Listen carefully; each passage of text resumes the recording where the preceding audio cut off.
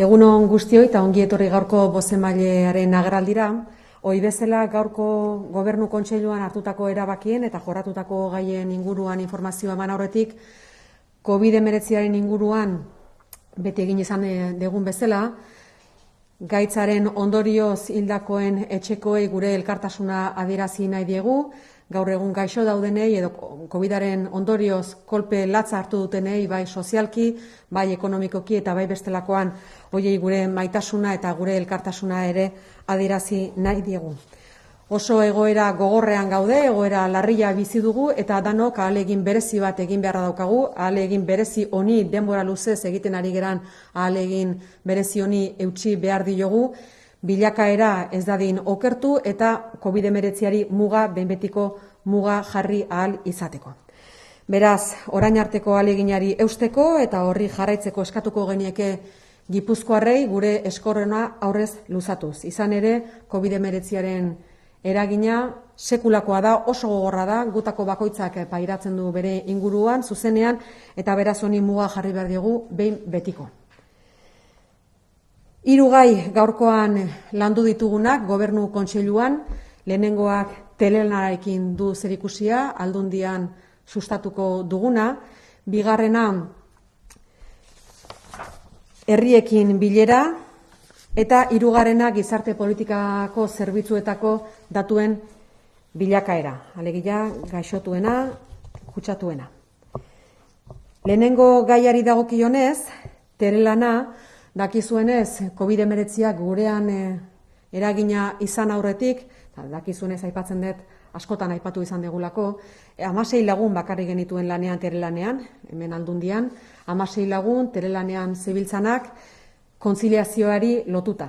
COVID-19 ondorioz, martxoan, egun batetik bestera, ia 1000 lagun etxera bidali genituen lanera, hala behartuta sentitu ginen eta langileek lan egiten jarraitu beharra zeukaten eta zerbitzu ematen jarraitu zuten. Egia esan, 16 langile horien ahalegina eta lana ona izan zen, gu balorazio positiboa egin genuen guzti horrena, justo COVID-19 aurretik, eta COVID-19 garaian, konfinamendu garaian, ia 1000 langile etxean lanean eduki genituenean, balorazioa ere positiboa egin dugu.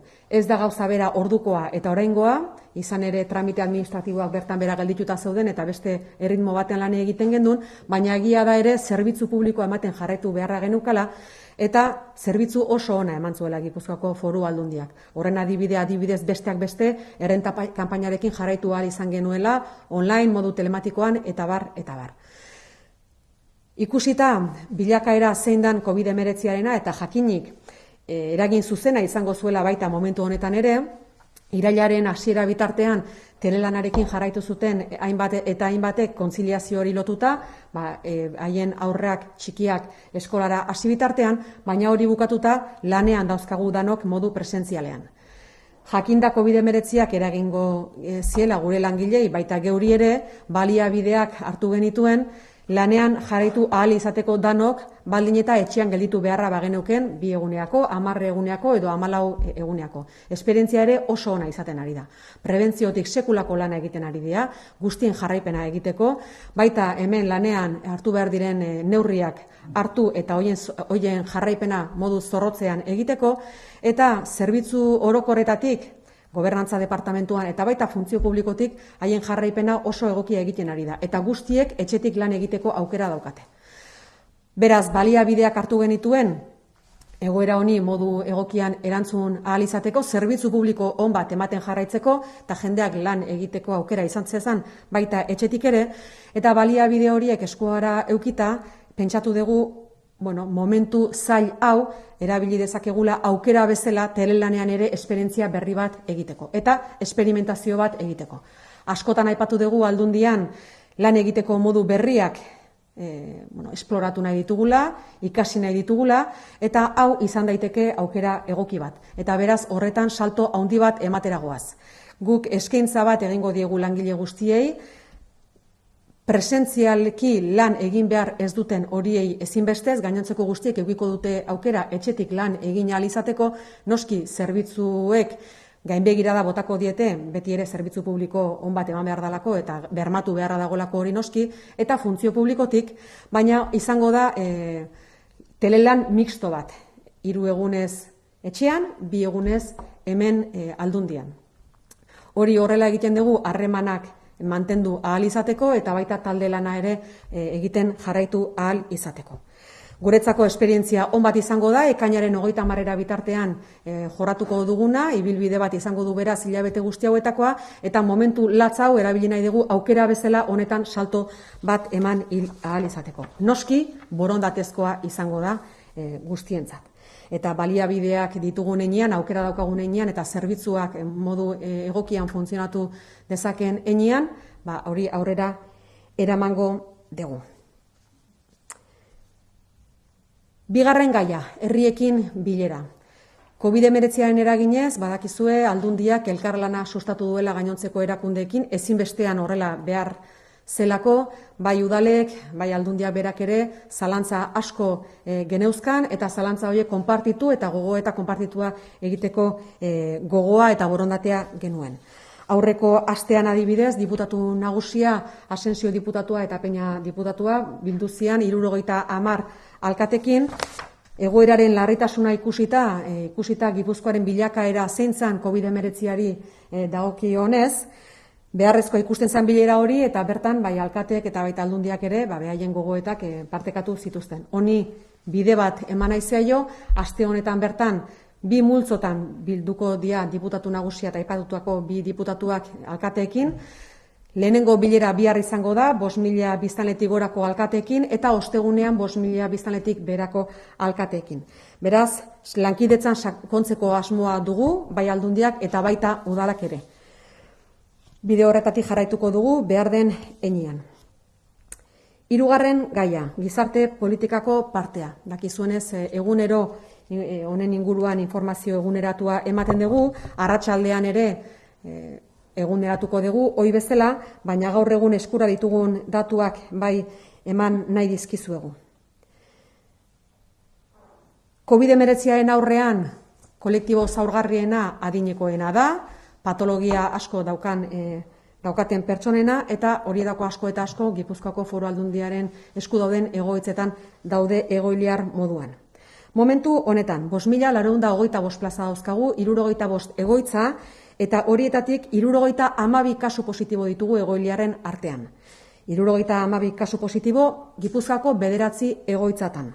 Bat, Hernaniko Santa Maria Madalena egoitzan, 24 Donostiako Alaietxen, 4 Bergarako Mizpirualden, 1 Donostiako Lapazen, 8 Donostiako Berran, 22 Donostiako Lamurusen, 19 Zumarrako Argixaon, 1 Donostiako Hermano Garate San Inazio egoitzan, eta beste 1 Donostiako Txara-bin. Horietatik 8 ospitalean daude, eta 47 Eibarko ospitaleko planta sozialean edo Ordiziako baliabide berrian, COVID-19 gaitzari lotutako baliabide berrian. Helburua badakizute zein den, alegia alda neurrian bizitekin jarraitu izateko eta kutsadura maila ere ekiditeko egoitza guzti hauetan. Abuztuaren 11-tik ona, bigarren olatua hasi zenetik ona, 36 hildako egon dira Gipuzkoako egoitzetan eta 84 lagun sendatu dira. Bestalde, langileak ere baditugu, kasu positiboak baditugu langileen artean, egun 62 langile daude diagnostiko positiborearekin, Gipuzkoako 27 egoitzatan. Bigarren olatuak estanda egin zuenetik, 126 langile sendatu dira. Eta gainontzeko baliabidei dagokienez, eguneko zentroetan azken astean 8 positibo atzeman dira, desgaitasuna duten arreta zentroetan 22 positibo, eta esan beharra daukagu 886 plaza dauzkagula desgaitasuna duten arreta zentroetan. Gizarte inklusioari dagokionez 4 positibo atzeman dira egoitzetan, 417 plaza dauzkagu alor honetan. 4 adingabek positibo eman dute aste honetan, 400 plaza dauzkagu adingabeentzat. Eta guzti hau atzematen da besteak beste PCR proba asko egin delako, diako profesionalekin elkarlanean, orain arte 32.161 proba egin ditu Gipuzkoako Foru Aldundiak diarekin batera, azken astean 3.825 proba egin dira, egoiliaren artean 1.730 eta egoitzetako langileen artean 2.085.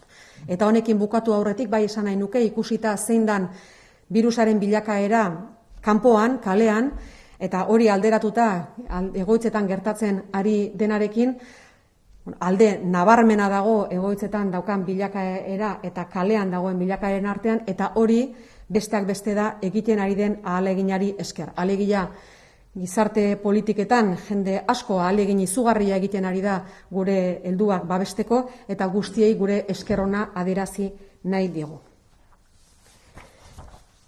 Bien, los tres temas que hemos abordado en el Consejo de Gobierno de hoy, de manera resumida.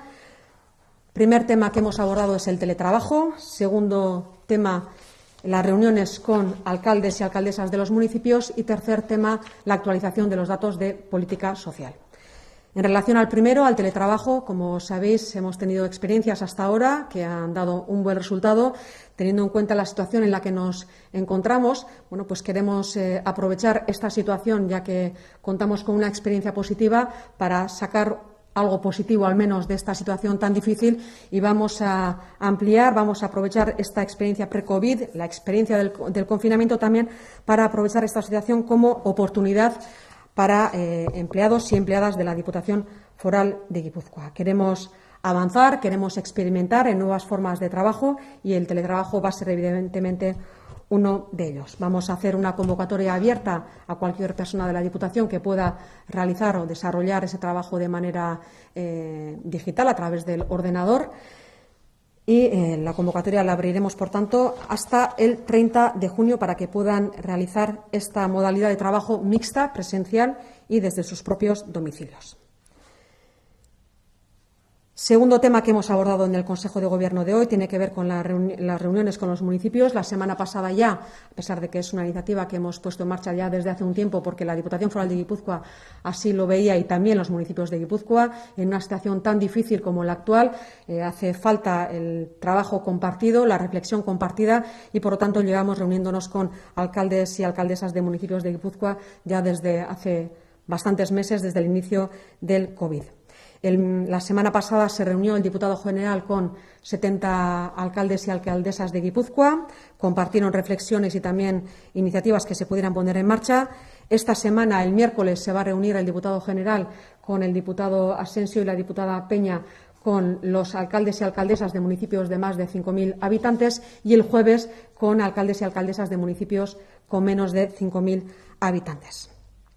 El objetivo es abordar conjuntamente la evolución de la pandemia, colaborar entre las instituciones y responder de una manera mucho más eficaz y de manera colaborativa también a la difícil situación que estamos viviendo. Tercer tema que hemos abordado en el Consejo de Gobierno de hoy tiene que ver con la actualización de los datos del Departamento de Política Social, puesto que las personas más vulnerables frente al COVID-19 son las personas mayores con muchas patologías, y muchas de ellas, evidentemente, están en los centros residenciales de la Diputación Foral de Guipúzcoa. 5.425 plazas disponemos en Guipúzcoa en 65 centros. En este momento tenemos a 72 personas residentes con diagnóstico positivo. 8 personas están en diferentes hospitales, 47 en los centros de Eibar y de Ordizia. Desde el inicio de la segunda oleada, 36 personas han fallecido en los centros residenciales de Guipúzcoa y 84 se han recuperado de la enfermedad. En relación al personal trabajador, tenemos a 62 personas con diagnóstico positivo en 27 residencias de Guipúzcoa. Desde la segunda oleada, 126 personas trabajadoras se han recuperado de la enfermedad. En centros de día tenemos 8 diagnósticos positivos, en centros de discapacidad 22 diagnósticos positivos de 886 plazas, en inclusión 4 diagnósticos positivos de 417 plazas, 4 menores con diagnóstico positivo de 400 plazas de las que disponemos. Yo quería hacer hincapié en el enorme esfuerzo que se está realizando por parte de muchísima gente. Sabéis que el contagio comunitario es enorme y en comparativa pues tenemos una situación, aunque muy difícil, comparativamente mejor en los servicios de los que disponemos. Pero eso evidentemente puede cambiar de un día a otro también.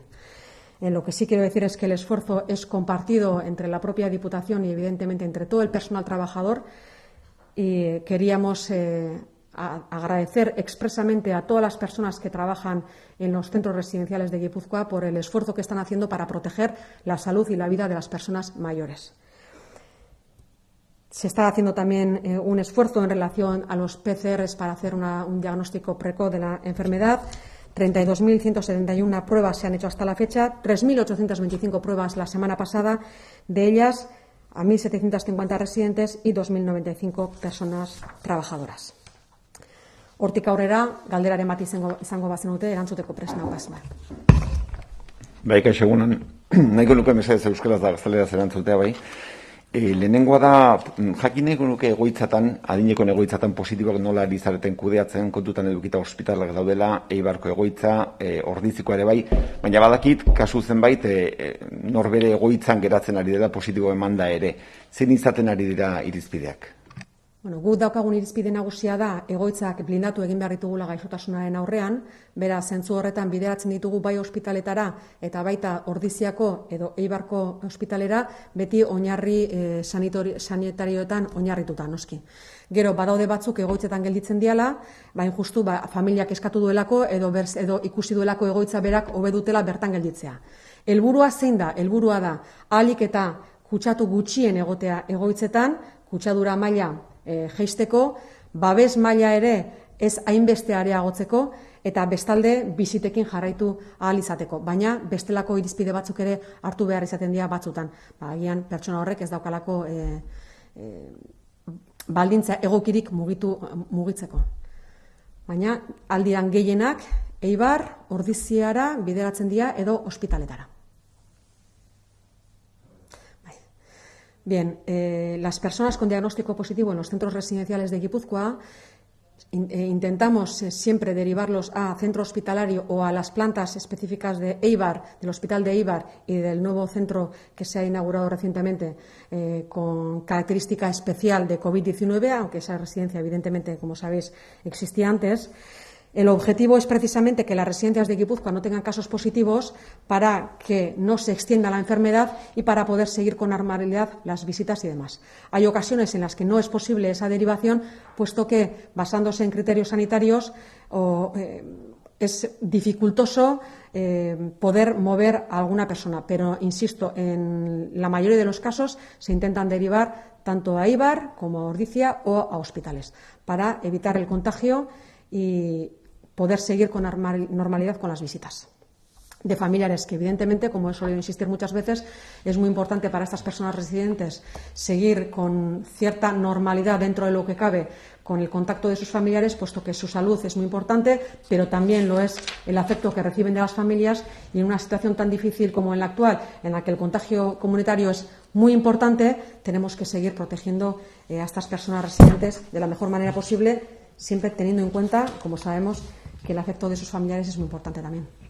Bai, bisitak eta bisitariak aipatu dituzu, nik ezak duen neurri murriztaileekin ezer aldatuko den, esate baterako herri batetik bestera joaten den bisitari, erreferentziazko bisitariaren kasuan, ez da zaintzailea, baina berbada garrantzitsua bai, ezak horrek baimena izango duen bere senitarteko bisitatzeko.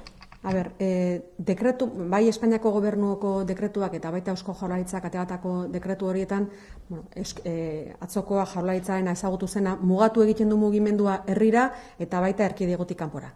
Kasu honetan, bizitak egiteko guk ulertzen dugu, dependiente bat zaintzeko edo mugimendua izango litzatekeela, eta beraz hori baimenduta legoke kasu honetan. Dependiente pertsona ezin du bat zaintzera doalako, ez? Eta orduan mugimendu hori ez litzateke mugatuta egongo. Baina, esan beharra daukat, momentu honetan irteerak debekatuta daudela egoitza guztietan. Zergatik? Kutsadura komunitarioa kanpoan dagoena oso altua delako. Badakizue gizarte politikan irizpide bat hartu zela nun kanpoko kutsadura maila handia baldin bazan itxi egingo ziala egoitzak hain justu gaixotasuna ez edin egoitzara sartu, eta beraz guk irizpide horiekin jarraitu egiten dugu. Bizitak mantentzen ditugu, mugatuak hori bai, neurri guztiekin, babes neurri guztiekin, beharrezkoa dialako egoitzentzako, egoiliarrentzat, baina dekretuak kasu honetan zaintza bezala hartu dezake kasu hau eta beraz horiekin jarraitu liteke. Bien, en relación a las visitas a las personas residentes, el decreto que conocimos ayer del Gobierno vasco permite el movimiento de personas para cuidado de personas dependientes. Consideramos que las visitas a los centros residenciales que se realizan se pueden considerar así, por lo tanto, se puede seguir con las visitas a los centros residenciales, sabiendo que se hacen con todas las medidas de seguridad para evitar el contagio a la persona residente. Tenemos las visitas prohibidas, no, las salidas prohibidas en todos los centros residenciales de Guipúzcoa porque el contagio comunitario es elevadísimo y, por tanto, el riesgo de enfermedad o de contagio a los centros residenciales es muy importante, pero las visitas las seguimos manteniendo porque es importante para la moral de la persona residente y necesitan también ese afecto de sus familiares y, por tanto, con esas visitas se puede seguir siempre limitándose, como hasta ahora, a un tiempo y demás. Y seguiremos de esta manera de momento. Pero la evolución de la enfermedad es muy difícil de predecir y, por tanto, seguiremos tomando medidas en función de la gravedad de la situación. Considero que con las nuevas medidas que se han adoptado, bueno, pues podremos corregir algunos comportamientos y darle la vuelta a esta enfermedad para que podamos volver a una situación un poco más normalizada dentro de la gravedad de la misma, a la mayor brevedad posible, pero bueno, insisto que estamos en una situación muy grave. Zaintzaren sektorean elak grebarako deia egin du azaroaren 14 eta orain hemen senitartekoek esan digute hegoaldeko senitarteko guztiak, egoitzatako egoilarren senitarteko guztiek manifestazioa ez egingo duten, behar bada egoeragatik ezingo dute, baina konzentrazioa manifestazioa egingo dutela hil honetan berean. Lan gatazka bueltan zer dakazu esateko pixkate ikusita mugimendu guzti hau? Bueno, atzo elak esan zuen, atzo elak grebarako deialdia egin zuen, labek elak kritikatu zuen, nik uste beraien artean ere jakitun diala zenolako egoera larria bizi dugun, eta larritasun honetan gure lehentasuna dela, eta harla erakusten dugu bai guk aldundiak eta baita langilek ere lehentasuna dela egoiliarrak zaintzea. Eta zainketa oso egokia egiten ari gera, eta oso modu eraginkorrean babesten ari gera egoiliarrak danon artean. Eta zentzu horretan gure eskerrona adierazi nahi diegu guztiei egiten ari diren ahaleginagatik. Lehentasuna horretan dago, eta aldi beren daukaten gatazka dauzkaten eskaerak lehenbailen konpontzeko eskatzen dugu noski patronalari eta baita sindikatuei ere, horretarako mahai baten inguruan eseri beharra daukate, baina berriro diot, momentu honetan eta batipat orain larritasuna dago COVID-19an eta hori da guretzako lehentasuna. Beraz, egoiliarrak zaindu beharra ditugu eta lehentasuna hortxe daukagu. Eta gerokoak, naiz eta bateragarria diran. En relación a las reivindicaciones que ha podido hacer un sindicato, ayer mismo también supimos que un sindicato hacía una convocatoria de huelga, otro sindicato criticaba precisamente esa convocatoria por no ser compartida.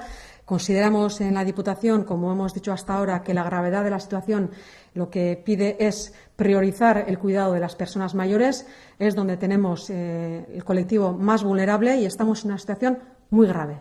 Por lo tanto, la prioridad debe estar ahí, en el cuidado, y desde luego esa labor se está haciendo de manera ejemplar y queremos extender nuestro agradecimiento no solamente a empleados y empleadas de esta propia casa, que muchas veces lo olvidamos y yo creo que ese agradecimiento también se lo tenemos que hacer, también a todas las personas que trabajan en la residencia diariamente para proteger la salud y la vida de las personas residentes. La prioridad debe estar ahí y otro tipo de reivindicaciones que son evidentemente legítimas se tienen que negociar en torno a una mesa. Para eso se tienen que sentar colectivos y patronal. Eta azken galdera. Eskola kirola nola geratzen da atzoko erabakiaren ondoren, bertan bera erabat, aldundiak ez erabaki hartu du edo hartuko du? Bueno, aldundia harremanetan dago gainontzeko aldundiekin ere azterketa bat egiteko horren inguruan.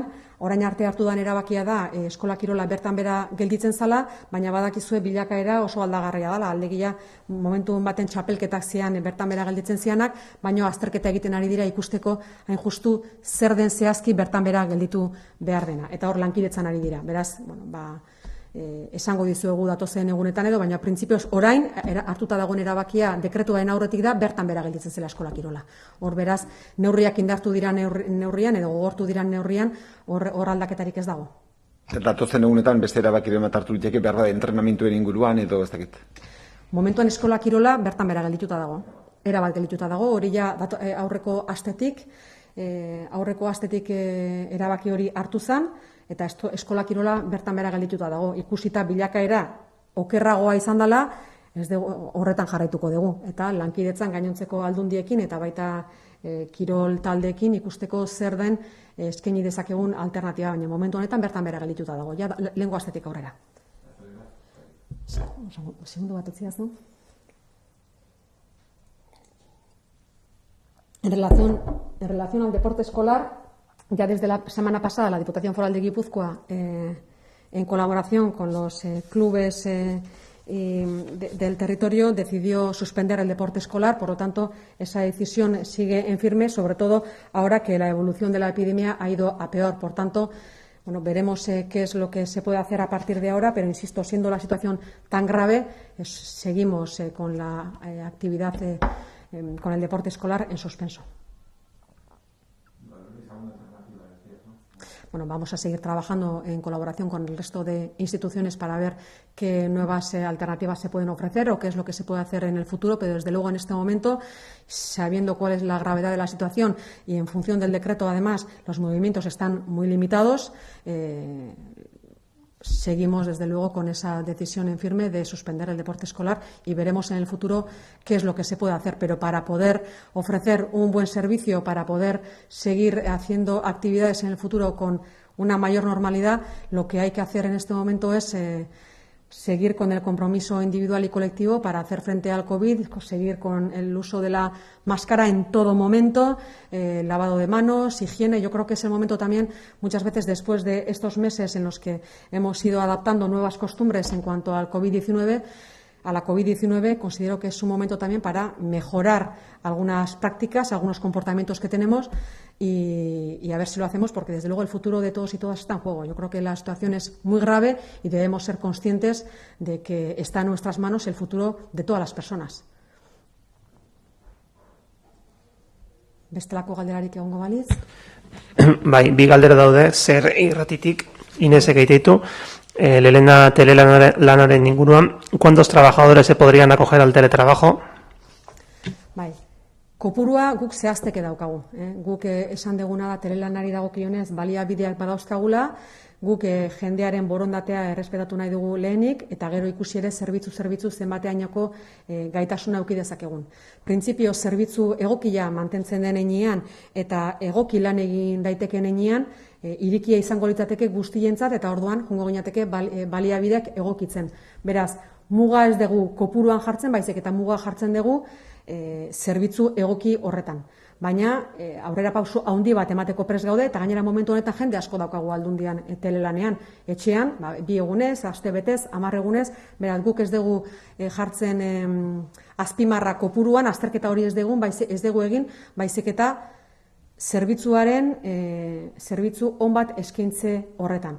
Orduan, joango gera borondatezkoa denean aztertzen zenbatek eskatzen duen, gero zerbitzuko azterketa egingo dugu, beraz kopurua ez da hain importantea, baizik eta da alde batetik borondatea eta zerbitzu on bat eskaintzea. Gu baliabide nahikoa badaukagu hori aurrera eraman alizateko, beraz ezin dugu aurrutikan jakin.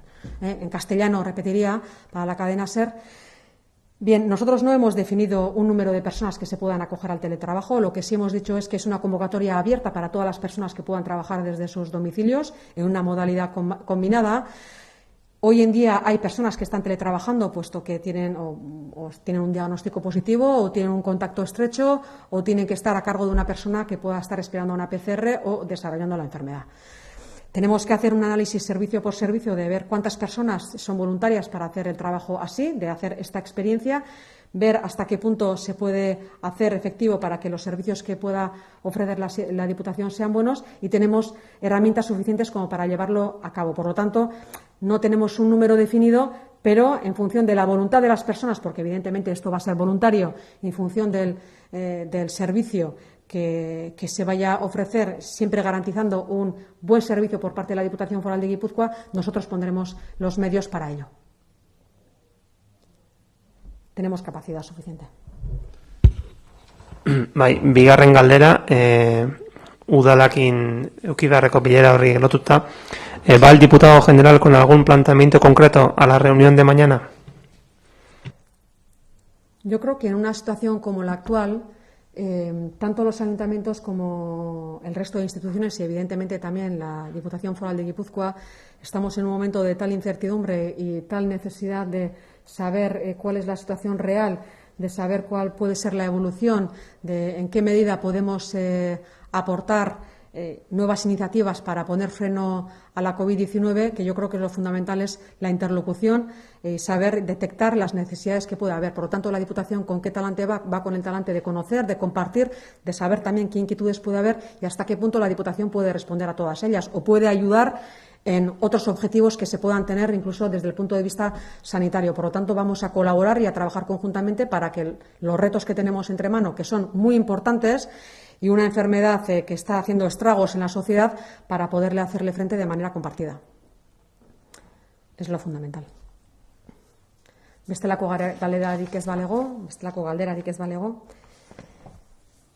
Beraz, eskerrik asko guztioi eta egun ona izan dezazuela. Barkatu? Bai.